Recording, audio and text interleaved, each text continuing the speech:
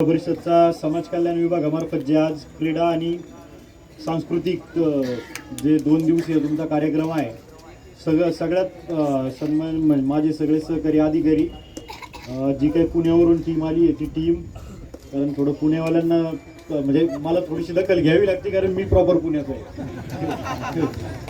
ती सगळी टीम, सगळे विद्यार्थी, सगळे शिक्षक, पत्रकार बांधव जरी असतील, सगळ्यांचं जिल्हा परिषदच्या वतीने मनापासून स्वागत करतो. खूप उशीर झाला आहे, थोडासा ऊन पण वाढले.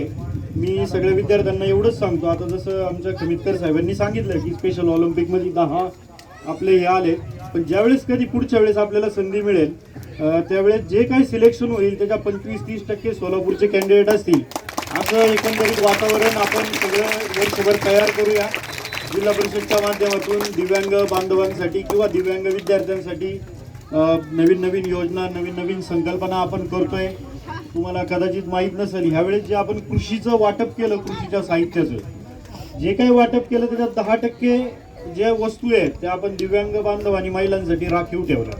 म्हणजे ही सोलापूर जिल्हा परिषदच्या किंवा सगळ्याच जिल्हा परिषदच्या हिस्ट्रीतली एक चांगली बाब झाली आणि आपण त्याच्यात चांगलं काम केलं. आता त्या लोकांच्या खरेदी प्रक्रिया सुरू आहेत. आपण त्या शेतकऱ्यांना म्हणजे जे दिव्यांग शेतकरी आहेत त्यांना फुलाची पाकळी म्हणून आपण बरीचशी मदत इथून पुढेही करत राहणार आहोत. विद्यार्थ्यांनाही बरीचशी मदत करत राहणार आहोत. मी ज्या वेळेस तालुक्यांना व्हिजिट देतो किंवा ग्रामपंचायतला जातो त्यावेळेस 5%चा आढावा 100% घेतो, कारण नक्की काय चाललंय, कशा बाबींवर खर्च केला, या गोष्टी थोड्या माझ्याही आवडीच्या आहेत त्यामुळे करतो.